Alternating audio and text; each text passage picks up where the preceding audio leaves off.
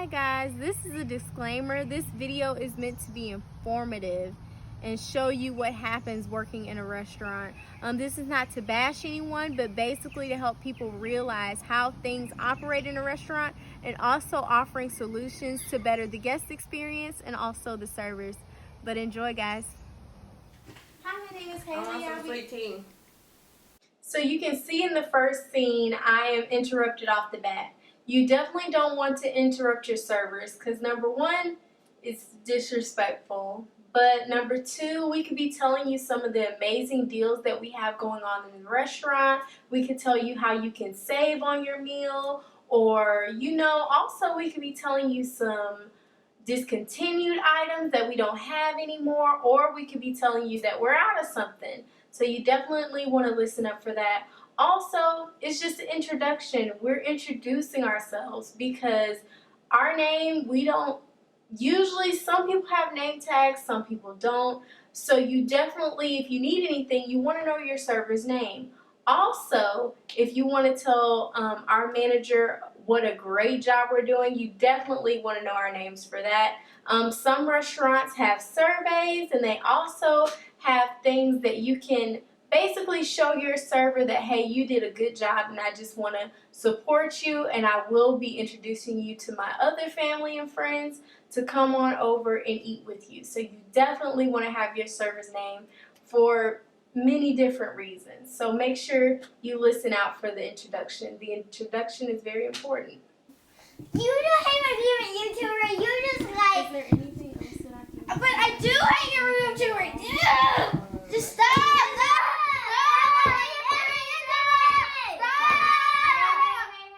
Hey, don't talk to my children, okay? Kids will be kids. You just gonna have to get with it, okay? Bring me my sweet tea. Okay, cool. Keep your children quiet and in their seat.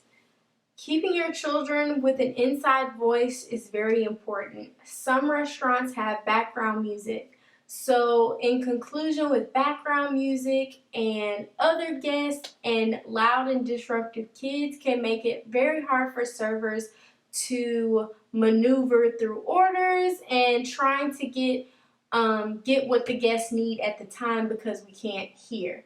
It is very important that you keep your children in their seats.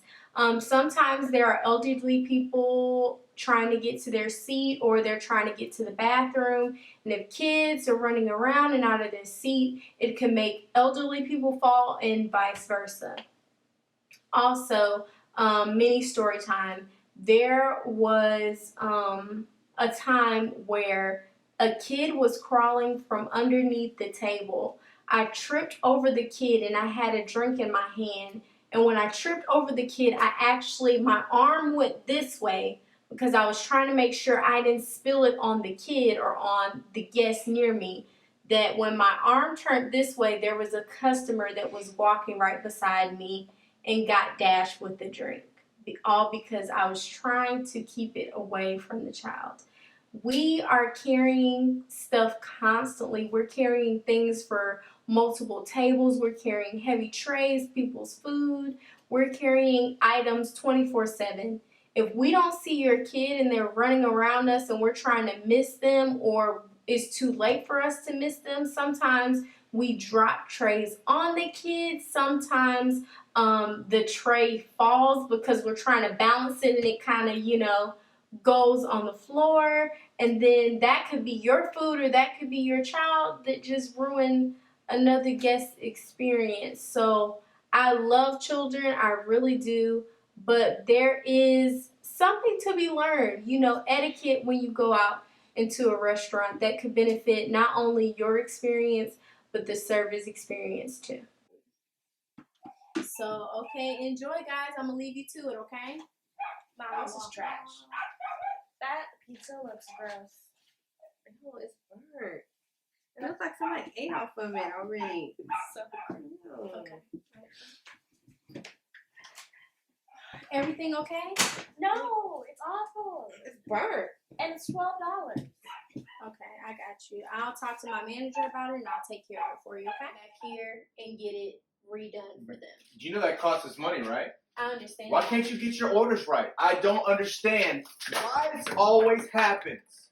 I put the order in right, and they just don't like it. So I'm coming back here to tell you that before they get more angry. Well, it's got to be you because clearly the kitchen don't make no mistakes. So it's got to be you. Okay. It's got to be you. So are you gonna? What do you want me to tell them then? Take it out your own paycheck then. Go get a new order form then. Okay, I'll ring it in. Okay, so in my personal experience, this scene was very hard to film for me personally. But I wanted to just because in my lifetime I have worked at 3 different restaurants, and this has happened at every single one of them. So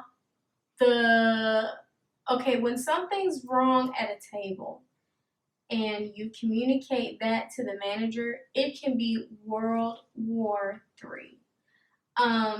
Some managers, they go ahead and fix the problem right then and there, but some managers don't. Some managers take the time to argue with you, see what you did or didn't do, and then depending on what you did or didn't do, they want to argue with you about that. But us going back and forth, tit for tat, the problem could have already been resolved by then. But I get it. Sometimes if it's busy, managers don't have the time to pause and try and fix a problem. But at the same time, servers don't deserve the attitude or the vibe you're giving off, because it makes it a very hostile environment for everyone at that point. So it's just like at that point, it's not about the customers. You're making it about you. So it was just a very hard scene for me to film, because I left the restaurant, and that was one of the main reasons why I left the restaurant business. So yeah, if you want to hear a story time about that, comment down below and I'll get that video out for you. Well, I have half off anyway, so. Okay, cool. I got you. I'll ring it in for you. Do you need any to-go cups or to-go plates or anything? I guess. Okay. Don't get no tip. Alright, so I got you to-go cups and to-go plates. Here you go. I'm going to go ring up your check and make sure it has half off. I'll be right back. It's a Kool-Aid dish? What am I supposed to do with this? This place is bootleg. Okay, here's your check, ma'am. Thank you guys so much for coming. I enjoyed you all. Y'all have a good one and come back to see us when you get a chance. Okay, so when servers ask you, would you like to-go boxes or to-go drinks, and you say yes, when we bring it back to you and you either have gone or we bring it back to you and you're still at the table eating and whatnot, and you leave them at the table untouched, to me, I feel like that's being inconsiderate, because the time that we took to go to the back to get you to-go cups and to-go boxes and to-go bags and to-go silverware, we could have been doing so many other things, because, you know, you said yes, but you didn't need it. Like, we could have put in another table's order. We could have been helping people out in the back that need help, like restocking things. We could have gotten your check rung in. We could have rung up another table's check. We could have been pre-bussing tables. There's so many countless things that we could have done in that time. But we took the time to go get you to-go stuff and things that you've asked for. It doesn't necessarily have to be to-go things, but things that you asked for that you didn't use and you didn't need. And it was just wasting time and effort. And sometimes, depending on what it is, it took a lot to get it. Like, if we're running out of, sometimes we run out of to-go containers, and sometimes we run out of to-go cups and stuff like that. you ask for us to get that to you, and it's like we go to the back and we're asking, hey, can we get this? And it's kind of like, no, because we're running out. But it's like, my table said they needed it. And then you leave it on the table. It's like, wow, I didn't even have to do that. But I did it because you asked me to. So definitely be considerate. If you need to, I guess, check with your whole table. Hey, do we really need this? Nah, we don't need it. Thank you, though, for asking. That would be awesome. Okay, now, so we have reached the end of the meal, and the check comes. Other servers and I get really nervous once we come back for the check, because some people still aren't educated on how to tip, but I am going to show you how easy and beneficial it can be. So let's say if you have a check of $25, usually tip amounts range from 15, 18, and 20%. But if your server went over and beyond, you can take that 20% up to 100% if you like, because some servers are just that good. But we're going to go by 15, 18, and 20%. So let's say your check is $25. So you're going to put in for 15% because, your server, they were okay, but, they still did an okay job, but you've had better. You would do 25, and 15% of 25 is $3.75. Now that's not a bad amount, especially for the check. So let's say you want to do 18% because you want to give them, the middle range amount. 18% of 25 is $4.50. Still not bad.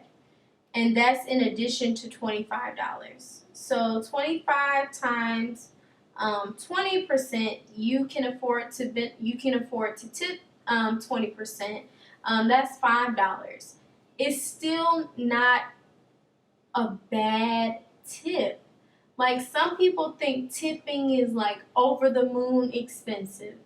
It can be depending on the amount of the check. The tip depends on the amount of the check and the service that you got. But first, it depends on the amount of the check. So if you got a check that's $75, 15% of $75 is $11.25. So you tip based on the amount of your check and the type of experience that you had.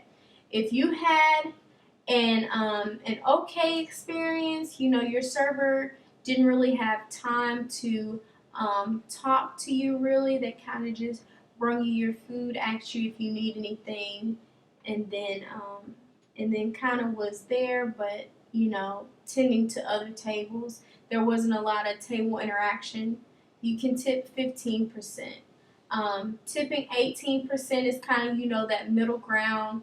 You're still like, hey, I'm supporting you. 20% is like, you did good, and over 20%, you did excellent. I'm going to tell your manager that you did awesome, but I just want you to make sure that when you see my tip amount, you know you did a great job, and you should definitely keep doing what you're doing. Now, what was I about to say? So yeah, it definitely depends on the type of service you've gotten and the amount of the check. So yeah, a lot of people ask me, is it better to tip cash or on the credit card? To be honest, I don't know the answer to that question. I think at the end of the night, it all turns out being the same, but I could be wrong. So other servers, help me out. If you know the answer to that question, If it's better to tip cash or on the card, comment down below and definitely, let people know, hey, it's better to tip cash, or hey, it's better to tip on the check. On the card, and this is the reason why. So yes, definitely, that's how you're supposed to tip. And of course, we have phones everywhere we go, so you can definitely figure out what that percentage is. And sometimes checks, they have the tip amount already listed for you. You just have to read your whole check. Just read the check. You'll see how much you need to tip. So it's already laid out there for you. But yes, thank you guys so very much for watching. And if you have any other suggestions on any other videos you want me to do, or a part 2 of this video, which will be more of a comic-like video of what we really want to say to our guests, let me know and I'll get that out for you. I'll see you later, guys. Thanks for tuning in.